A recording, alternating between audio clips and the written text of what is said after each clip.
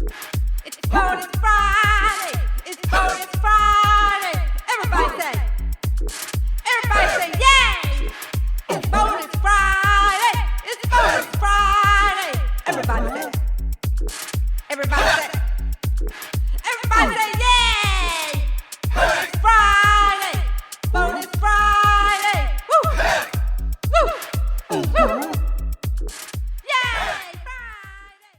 Hey, this is Steve. And this is Angel Dawn. Ooh, what a party going on. We got a party. It's Friday. It's Friday. Hey, guys, I know we've said before we are musicians. That's true, but we want to have fun, too. We do. You know, we don't always have to be in time, do we? But that was a lovely singing voice. Thank you so much. I'm telling you. I tried really hard. Yes. So, welcome back to our Bonus Friday. This is our second one, and I think we're going to pick up on what today? We are picking up on part 2 of our 3-part series of the history of love, engagement rings. The history of love. Right. All right. Well, before we get started, we just want to remind everybody to please hit like and subscribe and to check us out on YouTube, as well as Twitter and Facebook. And Instagram. All those groovy ways to reach out. Right. So, and get the word out. If you have a story you'd like for us to tell, or if you would possibly like to be on the podcast, send us an email at howwemettls@gmail.com. That's howwemettls@gmail.com. That is correct. All right, well, let's get started. Okay, so we established that the first diamond engagement ring was commissioned by Archduke Maximilian of Austria in 1477. That was interesting. Yeah, so that was the first diamond engagement ring that was commissioned. And, you know, it just took off from there. Now diamond engagement rings are very popular. A diamond says I love you, right? Diamond is forever. A diamond is forever. Right. Now, in the Middle Ages, the rings were called posy rings. Posy. Right. Not like ring around the posy. Well, what's a posy? Well, apparently it's a ring that had personal sentiments engraved on the outside of the ring. So today we engrave on the inside. Right, and in reading, it said that the reason they changed the engraving to the inside was because the lettering wore off too easily on the outside of the ring. But initially, engraving rings started on the outside. Interesting. Mm-hmm. Interesting. Well, of course, I'd assume back then everybody's more hands-on, and I'm sure they didn't have gloves when they were hands-on, right? Right. Okay, so in the Victorian era, there was what was called a regard ring. Regard. Yeah, R-E-G-A-R-D. Regard ring. Now, what's a regard ring? They became very popular. They featured a row of 5 stones that spelled out the word regard.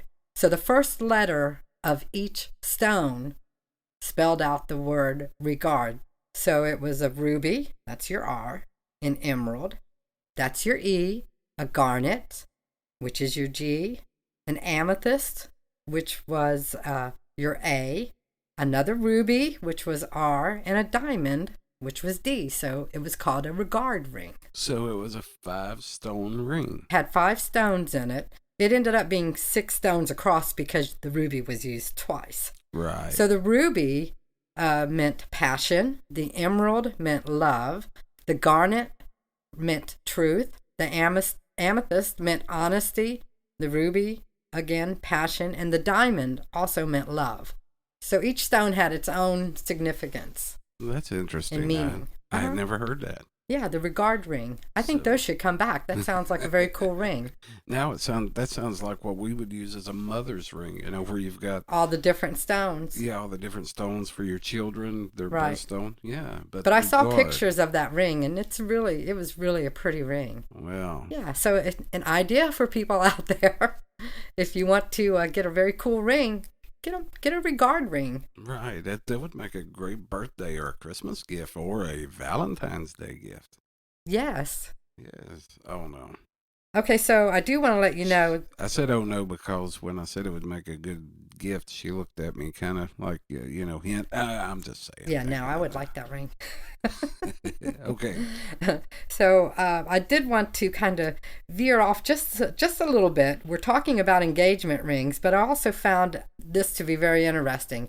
Early Americans thought wedding bands were pointless.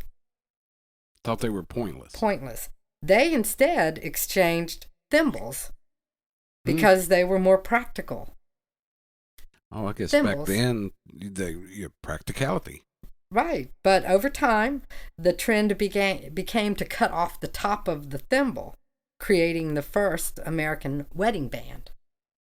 How interesting. Yeah, I thought that was pretty cool. So the first band was actually, A thimble that had thimble. the top cut off of it. wow, that's a idea for a creative, hands-on type of guy out there. So, So whoever came up with that idea, kudos. right. So I'm thinking, now where can I find a thimble? I have a. I know have some a people file collect out. them, but unfortunately, I'm not one of those people. Right. Not thimbles. So you could make a wedding band out of your thimble. Right. Interesting. Okay, so I found out a little bit about diamonds. So diamonds were discovered in South Africa in 1880. Cecil Rhodes founded De Beers Mining Company, and that name may sound familiar to people, De Beers. And the reason is that company controlled 90% of the world's diamond production in less than 10 years after the Wow. mining started. So De Beers diamonds are still very popular. So talking about cornering the market. They did. As a matter of fact, they turned diamond engagement rings into an ad campaign, basically, Wow. with the slogan, "A diamond is forever." And people still recognize that slogan today. Diamond is forever. Right. And they are the ones that launched diamond engagement rings into department stores, and their jewelry into department stores, and led sales starting in the 1940s. How interesting. And in the 40s, less than 10% of brides-to-be actually received a diamond ring. Wow. Now, today, 80% of American brides-to-be get a diamond engagement ring at an average cost of $7,800, $7,800. That's average cost. Average cost of Now- $7,800. Now, weren't they And- smart? They Yes, turned they that were into a big, huge Wow. marketing deal. Well, that is interesting. Yeah, and so we will pick up this part 3 when we come back on next Friday for And- Bonus Friday. Bonus Friday. Yay! Uh-huh. Hey, remember, send us a message. Let us know your thoughts. If there's something you'd like us to explore on Bonus Friday, let us know. Or, again, if you want to get your story out or someone you love, if you want to share their story, let us know as well at howwemettls@gmail.com. And remember, it's your life. Your love, our story.